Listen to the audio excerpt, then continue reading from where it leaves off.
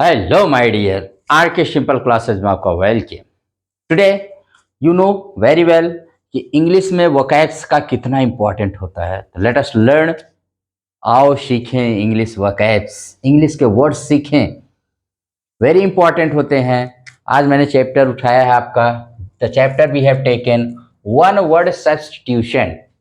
One word substitution means होता है कि जब एक पूरे सेंटेंस पर एक बहुत सारे ग्रुप ऑफ वर्ड्स के लिए आप वन वर्ड यूज करते हैं, एक शब्द उसके लिए यूज कर देते हैं।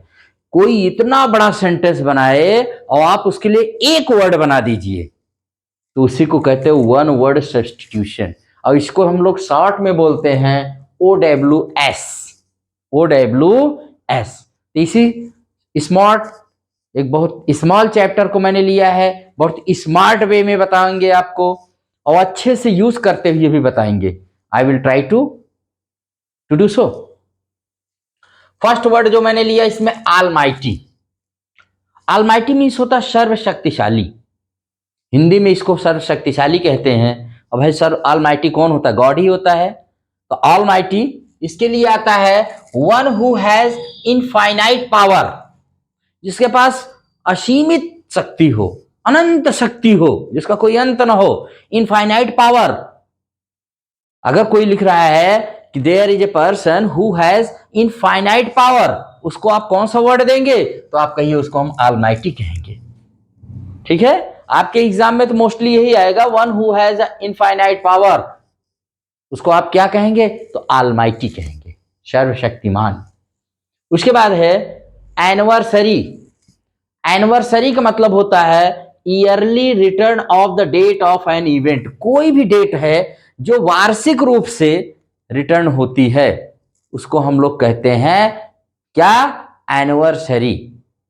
एनिवर्सरी, ठीक है, वो वार्षिक घटना कोई भी हो सकती है। अब इसमें वर्ड आप जैसा जोड़ देंगे, सपोज करिए मैरिज एनिवर्सरी लोग मनाते हैं अपनी, क्योंकि वो भी साल में एक बार रिटर्न होती है। तो साल में कोई भी एक डेट की जो घटना रिटर्न होती है उसको एनिवर्सरी कहा जाता है।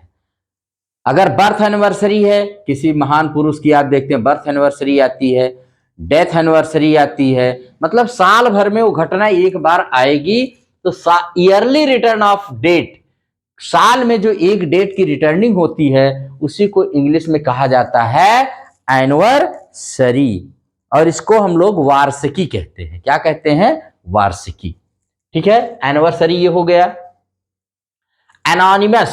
एनोनिमस क्या होता है? इसको आप जानते रहिए, द लेटर या कोई भी रिटन डॉक्यूमेंट हो जिसमें राइटर का नाम ना लिखा हो, कुछ भी लिखा हो बट राइटर का नाम ना, कोई लेसन हो, कोई चीज हो, कोई पोयम आप पढ़ रहे हैं, कोई बुक है और उसमें किसी राइटर का नाम नहीं, which the book, the letter, written document which does not bear the name of the writer या ऑथर, जिसमें ऑथर या राइटर का नाम गायब, उसी को कहते हैं एनोनिमस, अज्ञात, गुमनाम। इसी को गुमनाम या अज्ञात कहते हैं। पता नहीं किसने लिखा है, वी डोंट नो। एनोनिमस आप देखिए बहुत सारी पोएम के नीचे एनोनिमस लिखा रहता है, तो इसको कहा जाता है। एस्ट्रोनॉट क्या होता है भाई? ए ट्रैवलर इन स्पेस, जो अंतरिक्ष में जाता है, अंतरिक्ष के यात्री को एस्ट्रोनॉट कहते हैं, अंतरिक्ष यात्री, एस्ट्रोनॉट। नेक्स्ट वर्ड है एथीस्ट। एथीस्ट वो पर्सन होता है one who does not believe in the existence of God, जो गॉड में ही नहीं मानता, गॉड वर्ड को मानता ही नहीं, कहता भगवान नाम की कोई सत्ता नहीं दुनिया में, कुछ नहीं होता, भगवान के नाम से ही चिढ़ जाता है, उसी को हम लोग कहते हैं atheist. Atheist, one who does not believe in the existence of God. Existence माने होता है अस्तित्व, भगवान को मानता ही नहीं। No believer of God, God को बिलीव करने वाला नहीं। इसका अपोजिट होता है थीस्ट, बिलीवर ऑफ गॉड, जो गॉड में बिलीव करता है उसको हम कहते हैं थीस्ट। और उसी में ए लगा दोगे, एथीस्ट अपोजिट हो जाएगा, उसका एंटोनिम बन जाएगा। Audible, capable of being heard, जो कोई भी हम चीज सुन सकते हैं, श्रव्य योग्य है। जैसे मेरी आवाज अगर आपको सुन रहे हैं तो कह दिए ऑडिबल है, हाँ ऑडिबल है, यस इट इज ऑडिबल। तो ऑडिबल माने कैपेबल ऑफ बीइंग हर्ड, जिसको हम लोग सुन सके। उसके बाद है ऑटोबायोग्राफी। ऑटोबायोग्राफी क्या होती है? Story of a person written by himself. Story of a person, अगर कोई व्यक्ति स्वयं अपनी स्टोरी लिखे तो उसे ऑटो, ऑटो माने सेल्फ, सेल्फ के बारे में लिखे, अपने बारे में जब लिखता है। बायोग्राफी माने क्या होता है भाई, बायो माने लाइफ होता है, ग्राफी माने लिखना। ऑटोबायोग्राफी जब कोई अपनी जिंदगी के बारे में लिखे, one if a person writes his own story then it is called autobiography. Biography क्या होती है, ऑटो हटा दो, बायोग्राफी जो हम पढ़ते हैं किसी भी व्यक्ति की जीवनी, बायोग्राफी में सिर्फ जीवनी होती है। ऑटोबायोग्राफी माने आत्मकथा, आत्मजीवनी, अपनी जीवनी। Biography story of a person written by others, दूसरे के द्वारा लिखी गई। जैसे आप कबीरदास की बायोग्राफी पढ़ते हैं, तुलसीदास की बायोग्राफी पढ़ते हैं, महात्मा गांधी की बायोग्राफी पढ़ते हैं, हालांकि उन्होंने अपनी ऑटोबायोग्राफी भी लिखा है।